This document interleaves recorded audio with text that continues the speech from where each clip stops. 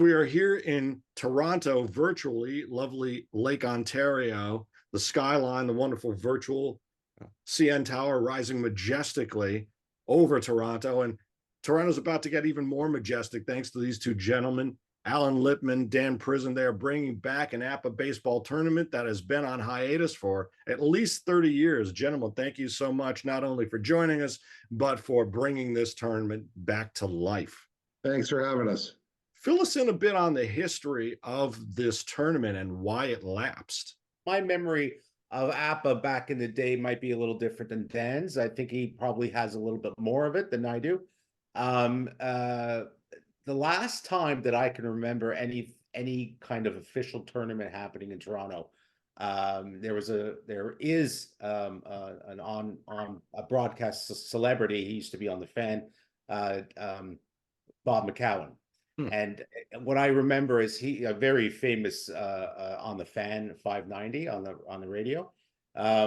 He hosted a tournament way back in the day downtown Toronto, and I was so young I still have no memory of where it was. I think Dan might.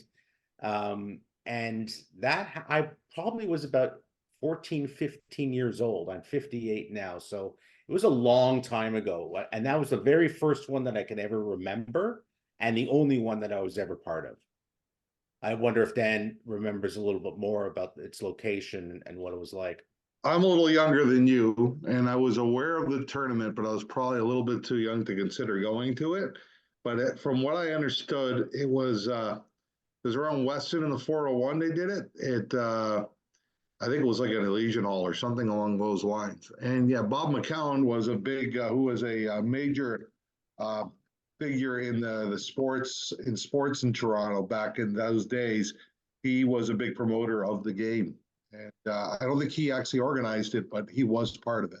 I was speaking to some people about it last weekend in Michigan, and they were, the Canadian contingent. Andy Steinman at Hampshire had mentioned and spoken about it at that time. I remember going down with a bunch of friends, maybe about 4 or 6 of us. And it was very overwhelming because we're all basically, tweeners, right? Anywhere from age 14 to age about 16. And everybody back then, even when I look at it, everybody was, in their 50s, in their 60s. So definitely overwhelming. We walked in like little kids, and everybody was had briefcases and professional rolling cups and like it was like a business for these people, and for us it was just like a little kid's hobby. So they still do getting into something that I don't think we were expecting. But Bob McCowan was a great host. I do remember he was playing with the 1906 Cubs. Oh, it was all pitching, no hitting, and I don't know how well he did, but I did lose in the first round, and that was the end of my stay there. I played with the 1978 Philadelphia Phillies. A lot of fun, but I'm wondering why it didn't like take off, and why there wasn't ever another one. The moment is primed for you. And are you attached to any leagues? Is there any league kind of relationship here with the tournament? Go ahead, Dan. Do you have any? Something, I grew up, I tried just various like leagues, and I played basically in a family league for a lot of years that we maintained for about 12, 13 years. We ran this league consistently until life got in the way, where we picked a bunch of teams, I believe, in 1981. And we had agreed at that point, you take these teams and you're not changing up. So we had to stick with those teams through thick and thin. So there were some tough Blue Jay years in the early years, and there were some tough Atlanta Brave years. And I had San Diego, which were generally middling, at a couple of decent years. And I had the Red Sox, which I just had to contend with a lot of bad pitching for a lot of years. But we stuck with those teams till about 1992. Then life got in the way, and we put the cards away. And then we got back into it about a couple of years ago. And we went back to 1979. We played a season back then. And right now we're trying to get another one going together. But I never really found male leagues. Like, I did consider them, but I didn't proceed. I like the face-to-face myself. That's always been my preference. So my problem with that is I have nobody in my life who plays this. And the only one I do have lives in Vancouver. So a Wow. little hard to play face to face. But my experience is I was out of it for a long time, many years after playing that in that tournament. And there were odds and ends stores around here and there around Toronto that would sell the cards and would kind of deal with the cards, but there was really no leagues and no tournaments that I can ever remember after that. So I put my cards away. I had no one else to play with. Years and years and years later, the internet came, and eventually, after one of my last moves, I found the cards that I've just kept over all the years, kind of rifled through them, remember them like they were yesterday, and then wanted to go online to see if this thing was still a thing. And so I found the store, I found leagues, and I thought, you know what, this might be a lot of fun to try to get back into. So I sent out a lot of emails to a lot of these commissioners of these leagues around North America. And eventually one guy answered me saying that some guy had dropped out looking for a new manager. And so I'm in now a league, a male league, since 2014. So this is my 10th year. And I up until this year, I was the only Canadian manager. So there was 18, 19 other managers, and they're all scattered across the United States. So feel like the Blue Jays. I really feel like the Blue Jays, that I'm the only Canadian contingent and a whole country is behind me. That's right. That's So, right. The hopes of a nation are on your shoulders here. exactly. So I did get my friend from Vancouver in on it. So now he's a manager as well. So it's great fun, and I really enjoy it. if you get someone from Nova Scotia, you get coast to coast kind of a thing for. We have a draft every year, and a lot of the managers convene in Chicago. Oh. I would say 10 out of the 20 actually convene in Chicago. I've been there once so far. A lot of fun with these guys, just talking baseball for over a weekend. And now we do the draft online. It's great. When I first came online and started looking for APBA, then I was doing some posting and I was wondering if there's any APBA players in Ontario, because I would like to play a little face-to-face.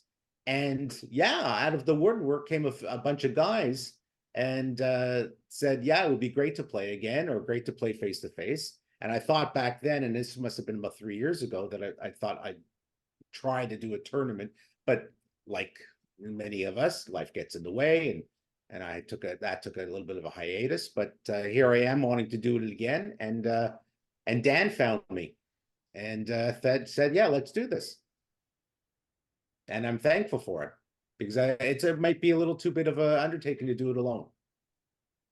It can be, once you commit to it, it's you start to think of all the logistics. Do you have any other folks helping to run a particular facet, or you've divided the admin up among yourself? At this point, we're just kind of doing it between the two of us. We've had offers, but at this point, I think right now it isn't big enough that we really need to go outward. Like, I'm aware that people are out there willing to help. Right now, we're just hoping for more promotion and trying to, get some people in the area, that because we know there's probably people that haven't found us yet that are probably playing this game. And so my big encouragement is just get the word out at this stage. I've done tournaments for like live baseball when my kids were growing up, and I've organized tournaments from there. So from that perspective, and maybe I'll discover we've bitten off more than we can chew at some point. But at this point, it's just the two of us right now that are running it. We're just interested in getting the word out and marketing it and finding those players in the area. And hopefully we're trying to draw some people across the border, because there are a lot of players especially around that Chicago area, Wisconsin, Michigan, Pennsylvania, New York State, that do play. And, we're trying to encourage them into Toronto, maybe catch the Blue Jays game while they're here, and play in our little tournament and watch it grow. And you mentioned you just got back from Pastor Rich's Greater Michigan last Saturday. Today's the 9th, so a week away from that. Have you been to any other tournaments, and how did Did you get any ideas from Greater Michigan? Any inspiration that said, "Oh, that's a great rule," or "This is a great format"? I do enjoy tournament playing. Like, as I said before, I really enjoy the face-to-face aspect of the cards and dice. And so I guess it started when I first got back in the game, and I was, on Facebook, and you're on the internet, and you're looking what are people doing with APBA. I think the first one I went to was Chicagoland with Rob Spatz, and that was a wonderful experience. Had a great time down in Chicago. He runs a really great tournament. It gets a huge turnout. I think the first year I was there, it's over 50, and I think last year was more. He did more than 50. Then I did Jackson last year, did Jackson again this year, and I think back in October, I went down to Pennsylvania for the Schultz tournament. All three of these guys run a really strong tournament. So basically, yeah, I'm kind of, stealing their ideas. I've taken a lot of their rules and I've just basically reused them till I can see there's a possibility of maybe introducing some new ones, but I don't want to, I know what works. So we're going to go at the beginning, we're going to go with what works. And I've spoken to each one of them individually and, at tournaments, and I've asked, for their insights, and they explained why they do things a certain way. And they've explained, the pitfalls, the issues that run into tournaments and what to avoid, and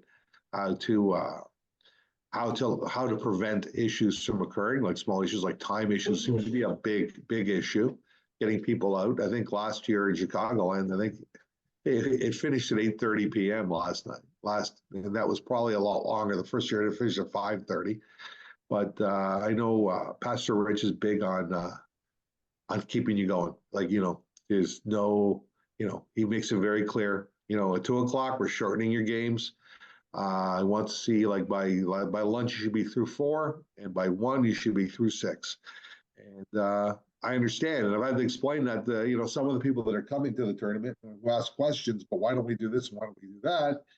And I said, well, there's a reason why. It's to keep the game going. And if you confuse people with too many rules, I'm going to be running from table to table all day, trying to explain these things. And these are the things that I've learned along the way. And, I guess when I actually experience the actual live event, I'll probably learn a lot more as we go. One of the things I discovered is it's a great idea to feed people, because one of the issues you run into if you don't provide lunch is people will go off and get lunch, and that just delays the day, because somebody might be in and out in 15 minutes and somebody might be back in an hour. When you provide food at a tournament, most people will just go there, they'll gulp down their food and they'll get back to the table and things will continue to move, right? I think when you lose people when they leave the site, then you start running into logistical issues. That's what I anticipate myself. Things I've observed over the times I've gone to these tournaments. So let's talk about your venue selection, how the food is coming in, all the housekeeping things that folks can expect in Toronto. Where you're going to play, anything, and what are folks supposed to bring? Will you supply all the boards, all the particulars? I live in a condo that's mid-city.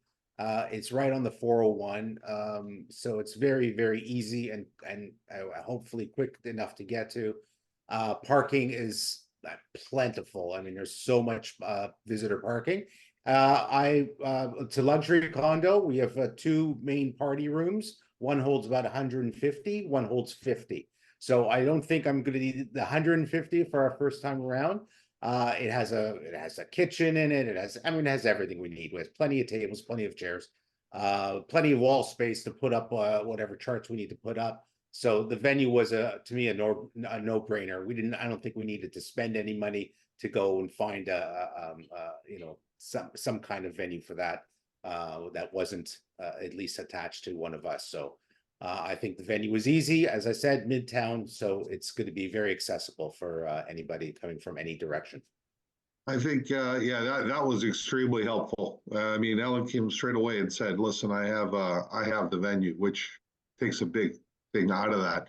As far as food, I guess we're going to discuss that further. I think at some point we're going to discuss if there's any food sensitivities, what we can work. We could either bring food in, we could just bring it in, or, something. Hey, I can cook too, right? We have a kitchen, right? And depending, I'd be perfectly happy. I think in the worst case scenario, so we're going to start bringing out some ingredients and cooking some recipes. I think it might be easier to get some finger foods in and stuff like that. one of the things that I really enjoyed about Pastor Rich's tournaments is that for years, like his wife would make soup, and it was delicious, and I just thought it made it a little bit more special. This year, he pulled out pulled pork was one of the things he did this year, and I'm thinking, I could do that. Right? So it's a thought. I mean, when we get in, we haven't gotten to that point yet. We will bring in some finger foods without question. We'll bring in something along those lines, or maybe coffee in the morning as well. But I guess in the next coming weeks, we'll probably discuss what is the best option food wise, and we'll go from there. We'll make sure everybody has something to eat on site on day off. Yeah, I don't know how long it takes normally to put a tournament like this together. I mean, we don't have a whole, a boatload of people in it yet. So knowing the numbers that we have to serve to and will be a lot easier. But we still haven't really decided on what the cost is, the entry fee. Well, no, we did actually. It was $30 for. Well, we I didn't know if that was actually confirmed, but okay, if you say so. Well, that's what I listed. It's $30, and then from there, that is pretty much. I hope it's not going to be too little, but I think it's pretty much in line with what most tournaments run that I've seen. I've seen on the low end in the U.S. are about $20, and I've seen them go up to I think 40. Right. Yeah. So we're like right in that. 30's fine. Yeah. Right, we're in that range of that, and with lunch provided. I mean, we haven't really. We know that there's going to be a plaque handed out to the winner. Is there going to be a runner-up plaque? I'm not even sure about that. Maybe we'll see. We can discuss that, and we can sort that as well. Yeah. Yeah. And as far as doing have we even discussed if it's going to be a round robin? I mean, I guess there's still a lot of talking for us to do. Standard, what I find, is that most tournaments are 8 games. There's an 8-game round robin, which would work with what we have right now. An 8-game round robin, probably 4 go to the playoffs. If based on what I usually see, 4 go to the playoffs. And I think the big question is it going to be single elimination at the playoff level, or are we going to go? We're going to go to 2 out of 3 in the final. That's something we can discuss. That's a lot of games in a day. Some people seem to want 2 out of 3. I've seen in other tournaments. Some are happy to just play single. This question is for Dan and for Jeff. In your experience with tournaments, and it's because I've only been to one. Yeah. After people make the next round happens and people are getting into the playoffs, do the others who've now lost stick around and watch, or do they just take off? In my observation, it's a mix. A few will stay. Those are usually the hotel type people that are in there anyway. Some just get their stuff and go, right? It depends if they're interested. I think most will just depart when they're done. I find based on observation, some will depart. Sometimes I know Pastor Rich's, he'll offer a consolation tournament. I think you're going to need quite a few people to do that. In his case, he was around 56, so he was able to find 16 that were willing to stay on. But some people, it's all. It is a long day. I mean, you got to drive up there if you're driving, and you got 8 games to play, and you're going to do that in about 6-7 hours. So, in my case, I had a 4.5-hour drive home. I went home, right? I thanked everybody, made sure I shook everybody's hands, and I went home. I've only been to one semi-official APBA annual because it was the fan-held convention in Lancaster in 2012. And yeah, most folks stuck around there to watch the final. Charlie Source and Steve Scoff, actually, Steve Scoff's first championship. Then in Cooperstown last year, some folks will watch, some will just kind of go off and kind of hang out. And, if you've got a secondary venue there, that folks can tour and, check around. I always encourage folks to bring extra teams just so they can, play some pickup games. I mean, you're already there. I mean, depending on your drive home, if you're trying to head home from, if you got a 4 or more hour drive, like you're saying, then yeah, you want to, and you may have to, if that person's in the championships, then you may have to shave some time off your game and go from a 2 out of 3 to a 1, final. So lots of little things that just kind of crop up. And can you kind of give us just a broad view of what this will look like? I mean, you mentioned, and you're still talking, it's maybe eight team round robin, but any theme or any team limits? I've looked at the 3 main tournaments that I've competed in, and the rules are relatively the same. I mean, there's some variations from one tournament to the next, small ones. For the most part, it's an 8-team round robin, right? When you have a larger group, you'll put them in divisions, right? At this point, we're at 9 at the moment, so we'll probably have one division. And from there, I'll probably go, everybody will play everybody once, right? And then you'll have a division winner, and you'll have a division winner and 3 wild cards would be the way I have it in the way I wrote up the rules. I would go that route, which would allow a semifinal and a final from there. And we'd be playing straight basic game where there's a couple of variations that are probably in those rules. Lefty, lefty, lefty, righty, righty. You'll have the classic basic, 5 innings. 5 innings, the D goes up a grade, and you'll have grade advancement. I would love to find a reason. I mean, it's not in the rules, but one of the things that I've noticed is that, I wouldn't say it's a bone of contention, but one of the things is that the recognition that, when you change errors, we use pitchers a lot differently than they did in the past. And I know, when in home leagues, we will have pitchers do get tired, and we do use that. I don't know if I'm willing to try that yet, and doing calculations on limitations on how many batters they faced. It's not in the rules this year. It's something I'd probably want to look at in the future if it's possible. Probably talk to more experienced guys.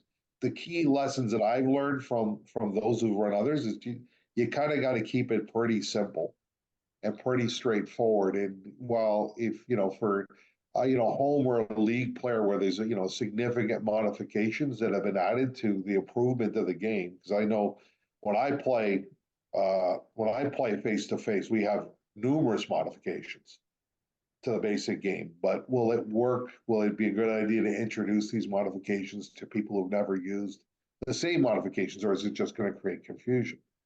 So at this point, I'm a little reticent about going out too much on a limb. I think it's something that I would want to develop over time and see if it'll work. Because I mean, there's things that I would have liked to play with. I mean, I'd like to have pitchers get tired, right? I'd like to see that because it's a reality. If you're playing with, granted, our league goes to 1999. There were still complete games in 1999. But if you start pushing into 2000, I mean, I played a game last week, and Justin Verlander went 11 innings. When was the last time a starter? It's part of the rules, and it's the rules, and it's fair enough. And I can understand if I got Cy Young on the mound from 1905, that he could very well go 11 innings, right? Or Nolan Ryan in the 70s, he would go 11 innings. But in today's game, you're not going to see somebody go 11 innings. So maybe he should have dropped the grade at some level, right? In the league I play in, we have obviously a little extra ways to figure out hitting and fielding. People have come up with new charts to deal with an error chart, a hitting chart. We played a basic game, but we play with master pitching symbols. Yeah. So right. So and there's there might be an extra roll or two. Instead of just looking at the card and looking at the board, there might be an extra roll or two when it comes to errors and stuff like that. And these are things that I was considering maybe introducing into the tournament, but I think probably just a simple basic game play, maybe with a few modifications, might be the best way to do it, especially first time through. As far as you were talking about numbers, get to 150, that might be very ambitious. I don't think that would be very ambitious. Very ambitious. I think we'd both be thrilled with 20 to 25 people. Yes. Dan has recently sent a message to headquarters in APBA to maybe get a little notice or announcement in the next newsletter. And hopefully, I received an email today out. Oh, good. It's going to be there tomorrow. They're posting an email tomorrow. So good. Yeah, so maybe that might drum up some business. People, maybe there's a lot of guys out there who aren't on Facebook at all. Exactly. And Facebook has been really the only way that we've been able to advertise. And by the way, we in talking about Cooperstown, we were talking with Derek Bain at the Sabre Games and Simulations Committee, and they started running to help us promote, to help others promote. You can submit to him as well and they have a running event page now on the Saber Games site. So yeah, by any means necessary. One of the beautiful things is we're looking at virtually Toronto. I mean, if you've never been to Toronto, my parents lived there from 90 to 93. My dad was running a small Italian language paper there, and I remember people saying it was like New York but clean. If you've never been to Toronto and you're within 6 hours of a drive, or it's worth a flight, because when you've got a destination city like that, man, people can build a week's vacation and just take a couple days to play. What day are you planning this? And are there any kind of things going on in and around Toronto? Like, Yeah, we actually just updated the date. We're going on May 11th now. That's a Saturday. And fortunately, for those that are coming in from out of town, the original date was May 4th, and the Jays were not in town. They were on the road, but they will be home. They're playing the Minnesota Twins. They're on a homestand starting that weekend. So, tie that in with a Blue Jays game. Who knows? Maybe the Leafs will be in the playoffs still. Oh yeah, it's possible. Look, it's Unlikely, but it's possible. Look, and we've had such an unbelievable winter here. And when I say unbelievable, not in the bad sense, but in the best sense possible. Last winter was fantastic. This winter is fantastic. We're getting double-digit temperatures Celsius. There would be so many things if anybody was actually trying to make a weekend of it, not just a day of it, and you've never been here before. It's just a fantastic city and there's so much to do in the downtown core. We got Harborfront, we got the Tower, we got Ripley's Aquarium, we've got the Jays, we got the Leafs, we got Theater the Raptors. District. Sorry? Theater District. The theater district, you have that. You have the option. We have quite a significant theater district here. You have the Raptors, the Blue Jays, the Leafs. Phenomenal places to eat. Absolutely. We have. I just read this not long ago. We have the second most diverse city in the world. Just over 50% of the people are not Canadians. Yeah, they weren't So born if you're looking for Little Italy or Greek town or Chinatown, we got it all. Everything. My parents would attend something, I think it was called Caravan or something. That would Caravana, probably, or Caravan. Caravan. Oh, Caravan. Caravana. Caravana. No, there's Caravana, but there's also Caravan. If we went back about 40 years ago. That's many years ago. You'd walk around with this passport and get it. Yeah, that's the one. I forgot. Long time ago. That's all I wanted to do was just run around the city and get it stamped. Yeah. And some of these places you can actually test the foods of the nationalities, and there was a lot of dancing going on. Oh my God, that's a long time ago. I had forgotten about it until you just brought it. So did I. I totally forgot about that. I remember getting little passes when I was in school. Yeah. But Not anymore. Plus, if you're a Rush fan, or of course, a Black fan or a Guess Who fan, go back to the. We wouldn't get Geddy Lee to come. Bare Naked Ladies. I mean, we've got a lot of Canadian content, sure. That's right. Yeah, that's right. Absolutely. Also helps. May's a beautiful time of year for the city. If we could get some excellent weather. Spring will have sprung. Yeah. Right. You'll smell the smell of cut grass. But lately, we haven't had a long time of spring. We haven't had. Go straight to summer. We have not had the 3 months of spring. It's gone into summer, and right now, over the last 5 to 10 years, our summers are really hot. Yeah, they are really hot, and that has something to do with the humidity factor as well. But for the most part, if you are coming in June, July, August time, be prepared. Yeah. You get the full seasons for sure. And you still have the Bay, right? The big mall down on kind of University Young area. Eaton Center. The Eaton Center. Oh yeah, it's still there. I would say now that Eaton Center is a little dated. It's huge. It's humongous, and it's right in the core of the city. But there are other shopping malls if that's your thing. There's one certainly down the 401. It's called Yorkdale.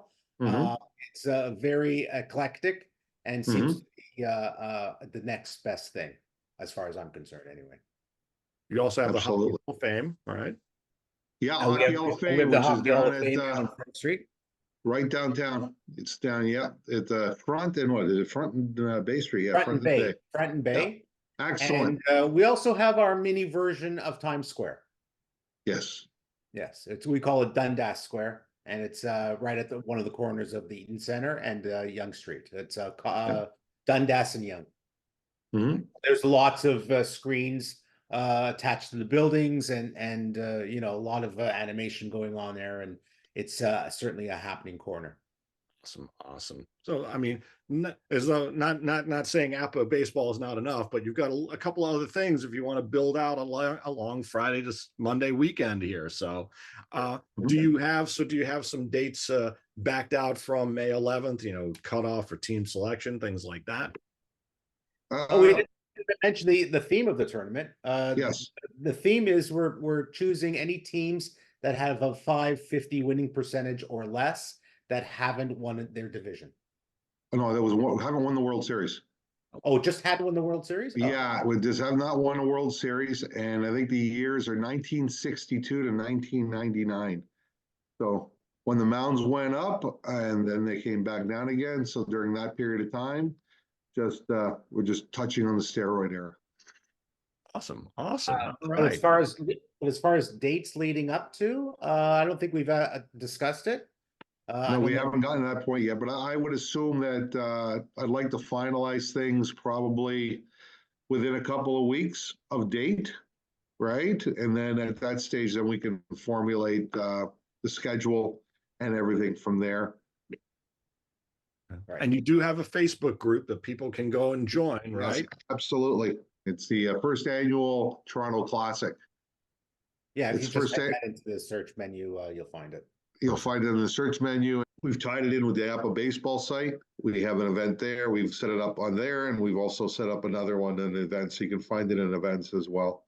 Gentlemen, I can't wait. I'd love to make it. I got to check my calendar right now and try to sign up here. So thank you so much, Alan and Dan. Toronto, APBA Baseball is coming back, baby. May 11th. Yeah. Thank you so much, and really appreciate your bringing this back. It's one of more than 24 regional tournaments throughout North America. We got to get down to Mexico next, I think, and maybe Alaska if we can do that. A little trickier, but and Frank Fumai just came back from his cruise, so you know, all just a huge golden era here for APBA Baseball and for all tabletop sports. Gentlemen, thank you so much. Thanks for having us. Appreciate it. Thanks, Jeff.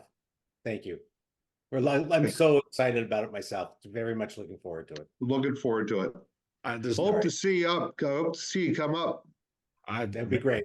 Toronto is an absolute must see. It's an absolute gem, and beyond that, just if you've never been to a tournament ever, you know, and I hadn't, you go in there and that when you're actually packing up your gear and and you show up and there are all your other, you know, fellow players around, it's just an amazing feeling. It's like, oh my God, I can't believe it. Yeah, it's the tournaments are a lot of fun. Awesome. Best Thanks of for luck. having us. Keep us posted and we'll follow you for sure. And we'll put the link to your Facebook page in the description. Start showing some interest, folks. Start planning to go up to Canada. Come on. Thank you. Thank you.